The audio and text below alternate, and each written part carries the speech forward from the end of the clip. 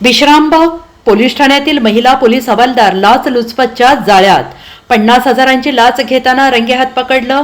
सांगलीच्या लाचलुचपत प्रतिबंधक विभागाची कारवाई। सांगली येथील विश्रामबाग पोलीस ठाण्यातील मनीषा नितीन कोंगनोळीकर भडेकर या महिला हवालदाराला 50,000ची लाच घेताना रंगेहात पकडण्यात आले।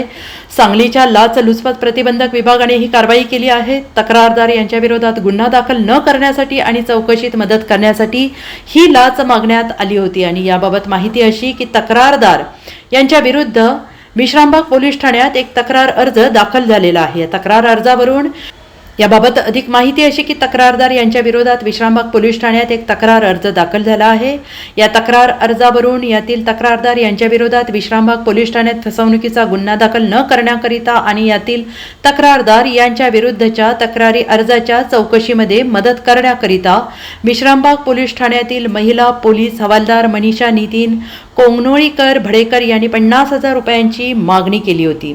तक्रारदाराने याबाबत सांगलीच्या लाचलुचपत प्रतिबंधक विभागाकडे तक्रार दिली होती। त्यानंतर लाचलुचपत प्रतिबंधक विभागाने या तक्रारीची शहानिशा केली। यामध्ये संबंधित महिला पोलिसांनी तक्रारदाराला 50,000ची लाच मागितल्याचं निष्पन्न झाले।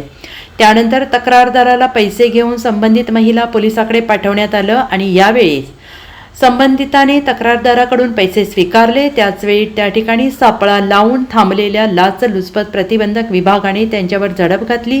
पैसे घेताना मनीषा कोंगनोळीकर यांना रंगेहात पकडण्यात आलं आणि या प्रकरणी पोलीस हवालदार मनीषा नितीन कोंगनोळीकर भडेकर यांच्या विरोधात सांगली शहर पोलीस ठाण्यात गुन्हा दाखल करण्यात आलेला आहे। त्यांना अटकही करण्यात आलेली आहे। Bureau report SBN Marathi Sangli.